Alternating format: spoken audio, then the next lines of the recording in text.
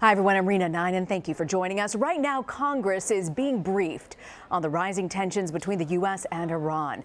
The briefing is being led by senior officials in the Trump administration. That includes Secretary of State Mike Pompeo and Defense Secretary Mark Esper. 8 senior members of Congress received the same briefing yesterday before Iran issued its retaliation for the U.S. airstrike that killed one of its top commanders.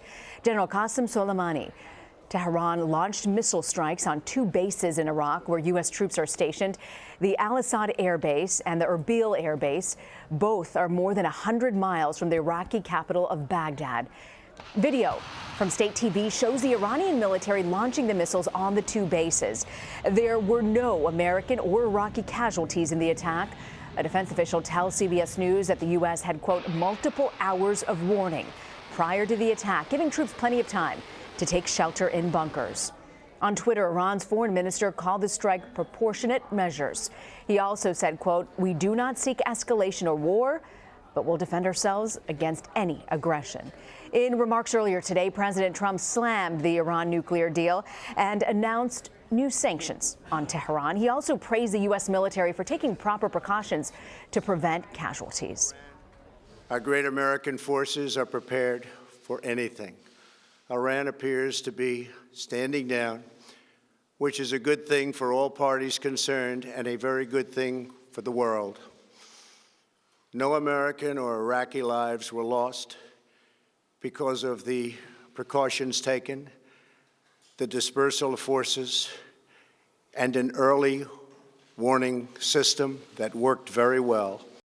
I want to bring in CBS News political correspondent Ed O'Keefe from Capitol Hill. So, Ed, the president said there's going to be more sanctions imposed. Is this a solution that you see lawmakers on both sides welcoming, and do you really see that happening soon? Well, you said on both sides. We'll see. It depends on what exactly they are and for what reason. But obviously there are sanctions right now. I think the bigger question as these briefings get underway this afternoon is members in both parties looking for answers to what exactly was the specific imminent threat against American interests that General Soleimani was working on at the time of his death. And what exactly, for example, would the United States do now to bring in NATO? The president in one sentence mentions that he'd like NATO to take a more active role in Iraq and in this situation, but didn't get into details about exactly what that would be. And when he says at the end of his speech he's seeking peace, well, what would that look like? Who would negotiate on behalf of the administration? That also wasn't clear. Ahead of these briefings today, ahead of the president's speech, nearly 40 House Democrats who will be in attendance at this briefing put out a letter with about 8 detailed questions to the administration. Among other things, what is the specific imminent threat, as I mentioned? How's the administration working with NATO? What contingency plans do they have to defeat ISIS, given that that may in some ways be sort of on the back burner? How do recent U.S. military actions advance the president's stated campaign pledge to end endless wars in the Middle East? And would he seek legal authority from Congress should he need to take more military action against Iran?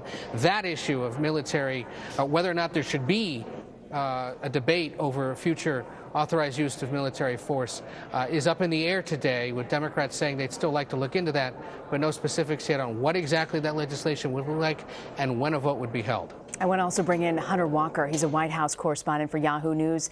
Hunter, we heard Ed talk a little bit about the president's push for more NATO support on this. The president hasn't always been welcoming to some of our allies, particularly on the issue of Iran. There hasn't been a united front when you look at a lot of these European countries. Is there support coming from other countries and world leaders? Does the White House feel confident they'll get that on this situation with Iran? Well, there's a lot that's really muddled about the message we're receiving from the White House now. As Ed was pointing out, the president sort of brought up NATO in this quick one sentence, but he's been very critical of NATO involvement and other countries' contributions to NATO in the past. He also said he's willing to seek peace, but, he's been very critical of the past negotiations with Iran. And in general, I think, this entire conflict that we've seen with Iran these past few months has been really confusing. I mean, as Ed was also saying, President Trump campaigned saying he would end, quote unquote, endless wars. At the same time, he also, has set up very aggressive with red lines with Iran. He pulled us out of the nuclear deal. When they seemed to violate those red lines by shooting down a drone this summer, we did back away from escalation there. This time, just yesterday, President Trump was saying if they did anything to target Americans or American assets, the response would come and it would be, quote, very strongly. And obviously, it doesn't seem to be the kind of response that we're having now. So I think there's a lot of clarity missing from this message from the White House. When you talk about clarity also, Hunter, does the White House, while they're hopeful, they want some sort of diplomatic negotiations, what exactly would that look like? And are they still on high alert? Do they believe that another attack could be coming from Iran? I don't know for sure, but I would imagine they are very much on high alert. I mean, this response was very, very measured from Iran. We're seeing reporting this morning that they, may have actually specifically tried to evade having casualties. There have been some diplomatic back channels, notably with Oman, Qatar, the French and the Swiss. I know the French President Emmanuel Macron was speaking with Rouhani in Iran yesterday, and I think the international community is very, very eager to see a decrease in tensions. But I think with that lack of clarity that we were talking about around what the Trump doctrine is and what President Trump really wants with Iran, it makes it a little harder to figure out in a concrete way, who would be the players and how tensions would be taken down here. Ed, you mentioned the House's potential vote soon on a new authorization of military force. Before the president's speech, you actually asked House Foreign Affairs Committee Chairman ELIOT ENGEL why this situation in Iran is different from the others in years past. Here's what they had to say. I think in light of what's happened with Iran, I think it's different. I think there are a lot of people, myself included, who are fed up with no declarations of war, all kinds of things happening, and Congress is out of the loop. That's not what the Constitution provides for, and so it's something that I think more and more people are uncomfortable with. And is there a sense of how House Democrats plan to approach this issue with Iran? Well, there was a conversation with the House Majority Leader Steny Hoyer a little while ago. He told reporters that the plan is to try to button this up in the coming days. They've got a few different options on the table.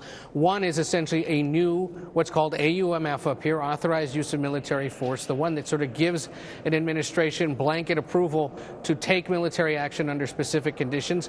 Remember, the United States has been operating under one passed in the wake of the 9/11 attacks. It still mentions things like al-Qaeda, which really isn't the threat that it used to be.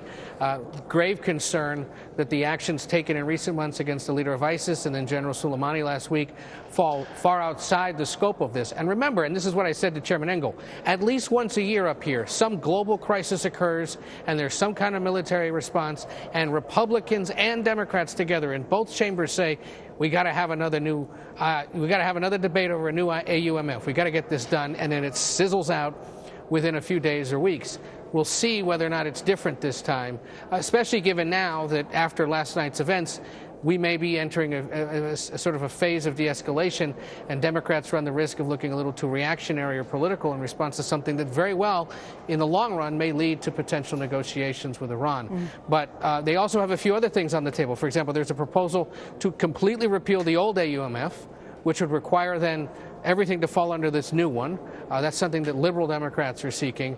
And another that essentially would require explicit congressional approval were certain actions to be taken in the future. So again, whether or not that actually happens remains to be seen, because one of the dirty secrets of these kinds of debates up here, Rena, is if you hold that kind of debate, it means lawmakers in both parties actually have to vote on it. And it's the kind of vote that can come back to haunt you. John Kerry had this problem in 2004 with votes like this. Joe Biden is facing criticism right now over his support of the Iraq War out on the presidential campaign trail. And they all know that you may have been on the right side of history in the moment you take that vote, but that circumstances change later and make this a more politically derisive issue. Speaking of politically divisive issues, I want to turn to impeachment. Ed, while I have you on the Senate floor this morning, Senate Majority Leader Mitch McConnell insisted House Speaker Nancy Pelosi has no leverage in her decision to hold the articles of impeachment. I want to play for you what he had to say. There will be no haggling with the House over Senate procedure. We will not cede our authority to try this impeachment. The House Democrats' turn is over. The Senate has made its decision. And why is Pelosi continuing with this strategy, and do we know what her next move might be? We don't, because if you ask any member of the House Democratic Caucus, they say, ask Speaker Pelosi. It's up to her to decide when and how this will happen, and it will be up to her to announce when exactly she's made that decision. I tell you, everything that was up is down, everything that's down is up, black is white, white is black, because a month ago, remember, Democrats were pushing to get this done as quickly as possible, claiming that they were running out of time, and the calendar and the clock were a part of their concern in getting this done before the holidays. Now suddenly you talk to House Democrats and they're like, oh, we'll take all the time in the world to ensure that we have a fair trial. Mitch McConnell turns around and says, no, as he said there, you have no leverage over here in the Senate. We're going to run this show. You don't get a say. And today we see a rift now between Democrats in the House and in the Senate. Senators like Chris Murphy and Richard Blumenthal, both of Connecticut, telling reporters, maybe a good idea for the House to send over those articles of impeachment. You talk to members of the House, David Cicilline, Jamie Raskin, two members of the relevant committees who've been vocal defenders of this process so far. Hey, what's the holdup? Why aren't you sending this over? Why don't you want to rush this through as you were last month? And they go, hey, we're going to take all the time in the world because the Constitution says we should. So it is incredible to watch how the holiday season has sort of changed the game up here, and we'll see how quickly Speaker Pelosi may move. Remember, even once she's ready to do that, there are some mechanical things she has to do, some logistical things. She's got to pick the managers, or essentially the people who will present the case to the Senate. That is a tricky casting decision, the likes of which folks in Hollywood or down the hall from you, Rena, frankly, have never seen before. And they've got to decide who exactly would make this case to the Senate. And she's got lots of options and a lot of people eager to do it. And then there'll be a question in the Senate of when exactly this trial begins. And it has the potential to complicate the presidential campaign because there's supposed to be a debate next week that the DNC now says they would consider moving were the impeachment trial underway by then. All right. You know, Hunter, as this impasse continues, what does the White House want to see from McConnell? Do they believe that this trial should start immediately? Well, I think the White House is very, very confident in Leader McConnell and the Republican members of the Senate. You know, they believe that this is sort of a do-over of the Mueller probe and part of an extended partisan effort to oust the president. And the White House has, raised procedural objections throughout to this House inquiry. And I think they're quite confident that at the very least, Leader McConnell is firmly with them in that front. But I think the question is more about more moderate Republicans in the Senate. Obviously, in order for the president to be removed from office, you need about 20 Republican senators to kind of vote against him, and that's very, very unlikely. But on some of these procedural questions, a straight-up majority would do it. So just a couple of Republican defections, could change issues such as how many witnesses are allowed to testify and the order of the proceedings. And I think that's what Nancy Pelosi is backing on. I mean, I do not purport to know when she's actually going to introduce these articles, but, I've talked to sources familiar with the situation, and I think, she's fairly confident that if she drags this out, kind of public opinion is on her side, and you could see some of those moderate Republicans breaking as we see public opinion in favor of impeachment.